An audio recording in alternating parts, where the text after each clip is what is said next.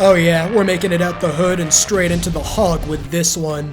It was a good try. Hey, we gave it our best whirl. I'm the Civ Lifer, and this is Hammurabi, who has the best unique building, the greatest ability in civilization history, packing no less than 8 inches, and he might be able to walk on water if he really tried to. I will use all this to obtain aircraft and bomb primitive civilizations for my enjoyment. After discovering Mr. Robbie near the Northern Tower on September 11th with a high-yield explosive device, I bring him back to 4000 BC as an advisor on my war council. To complete our shared objectives, I will research mining, build 3 mines to unlock apprenticeship before constructing 2 workshops and unlocking industrialization. After building the Ruhr Valley and coal power plant to secure both oil and flight, I will then proceed to throw my population into factories through an opt-out method. I'd rather be tasked with defending a Jewish majority city in 1940s Poland than build a scout. Let's begin.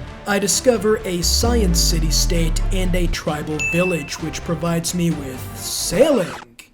I've always wanted a technology that provides me no use whatsoever. Thank you, Sid Meier. After ordering my warrior to dive headfirst into a blizzard only to be found by a rat some 100 years later, I realized that adding in gems to my edited map— Hey guys, I needed to ensure coal and oil to make my strategy viable. It was for the cause. Whew! Anyways, I'm breaking the game by my monopoly of having the only gems on the map. Mods, crush your skull, thank you. After escaping justice by offering low-tier god a spot on my war council, well, that's not very nice. I'm sure that French lady could keep her legs closed if she really wanted to. I obtain a relic in the only game I don't even want one, so safe to say Sid Meier is still controlling the RNG whenever I hop on. This is where the unthinkable happens, and I enter crisis mode. No, it's not the IRS tax collector with my 7th straight late fee, and nor was I jumped by a gang of furries where one of them said, "Hey, put this wolf head on top of his face."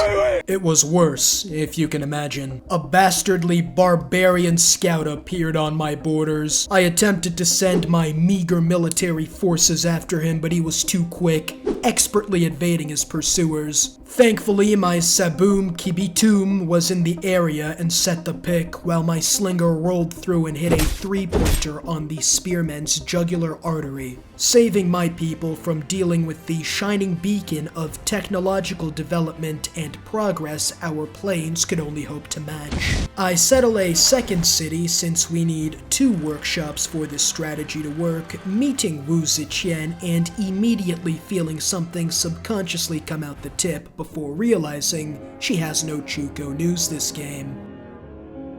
I complete the industrial zone in my second city to get the free workshop as per my ability before securing industrialization and obtaining a factory at turn 35. Hey, those Chinese troops are getting kinda close, aren't they? Yes, I'm sure your conga line of centralized cavemen are going to have me shitting in my sleep.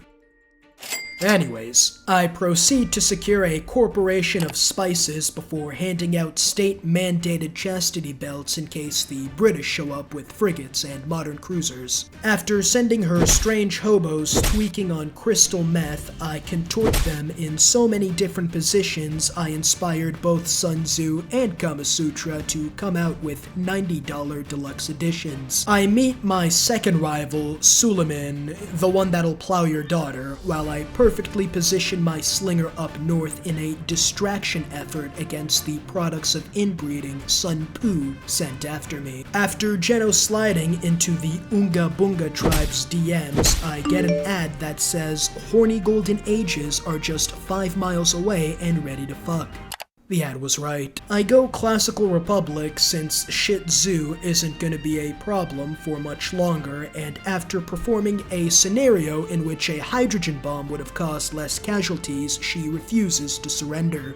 Down to the last Chinese citizen, I suppose. This may prove a problem.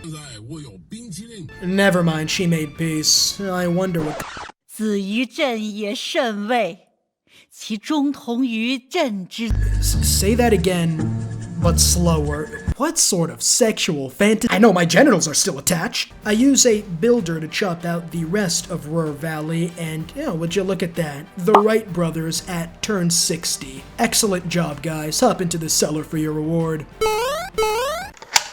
Now, make your design again, except attach this illegal phosphorus bomb onto it. The planes do require oil, so it's a good thing I have managed to find some within my borders, leaving both my ambitions and the Middle East alive and thriving. It was destined. Now, having achieved my goal, I realize there's only one thing to do. Before we continue, I will warn you this war is going to be as lopsided as a high school sophomore fighting NBA millionaire Josh Giddey over his crush. With my plane, I am able to bomb the subsistence farmers of Lahore without any way for them to fight back.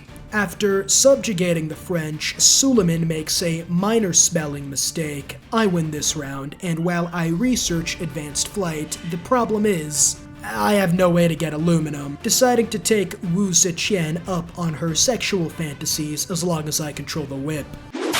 The safe word is Google generated. It's not looking good for her.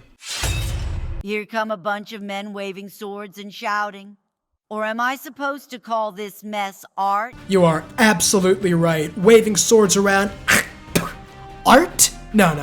This is art. The Chinese attempt to counter my flying artillery shells with their catapults. Massive failure. As I continue blitzing past their defenses and secure the city of Guangzhou, I also begin bombing Vilnius because they have some desert, which sounds weapons of mass destruction-y enough to me. The medieval era brings about a normal age, the same as the Chinese, who have lost half their empire in what their people will call the Flying Thunder God in their future writings on folklore. So that makes sense. I end up losing Guangzhou to a rebellion. However, Suleiman has finally come around to my side, mistaking my ethnic cleansing of the local populace and subsequent resettling of the land with native Babylonians as national harmony. Remember, kids, it's only a war crime if you're caught. This is where the game takes a turn. Wu Zetian walks into my office unannounced with a confidence misplaced considering I've been treating her people like the Japanese treated other Asians with features indistinguishable from their own. And I wonder,